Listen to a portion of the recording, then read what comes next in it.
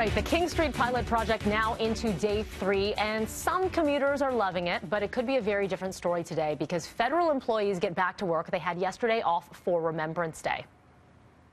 I like that I'm not going to be on the streetcar for like an hour after work. I don't live very far, just past Bathurst, and sometimes it literally takes me 45 minutes on the streetcar. It was taking me about 20 minutes on the way in the morning, and it's taking me about 15 now, and I haven't tried it on the way home yet, but the street looks a lot clearer down in Spadina than it usually does. It's not that bad. Like, I just worked on the street. I just got to go around on front. I drop off, but right now where I'm going. So the year-long pilot project banning traffic on King from Jarvis to Bathurst, through traffic that is, and if you are caught breaking the rules, you can expect a maximum fine of $110 and 2 demerit points.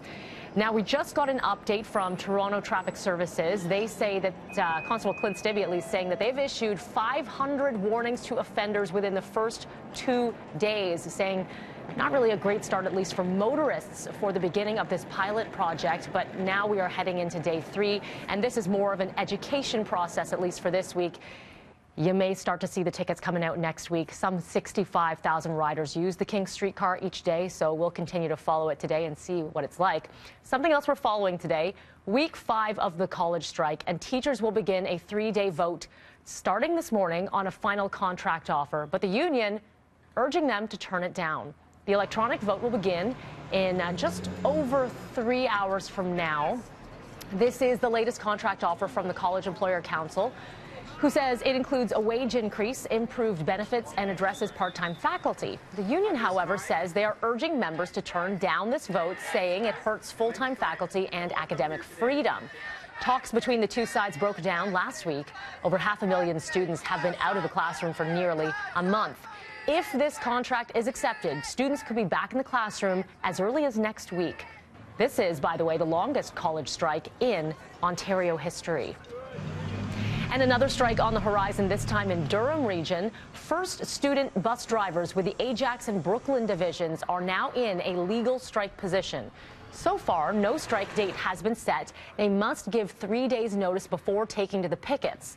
Parents, you will be notified if a strike is called. If negotiations break down, this would affect roughly 10,000 students in both the public and Catholic schools in the area. An update now to that fatal crash we told you about yesterday. One driver now charged with impaired.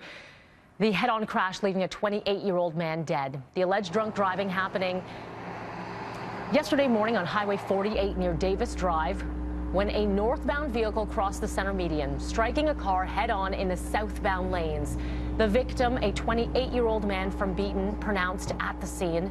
The driver of the northbound vehicle was rushed to hospital with serious injuries, is now in police custody for impaired driving. The roadway was closed off for several hours. Charges are likely in this early morning crash that seriously damaged a car, snapped a utility pole in half. This is at Bayview, closed at Cummer for most of the overnight, although right now it is just one southbound curb lane which is still shut down. Amazingly, the driver here just suffering minor injuries. The crash happening around 1 this morning.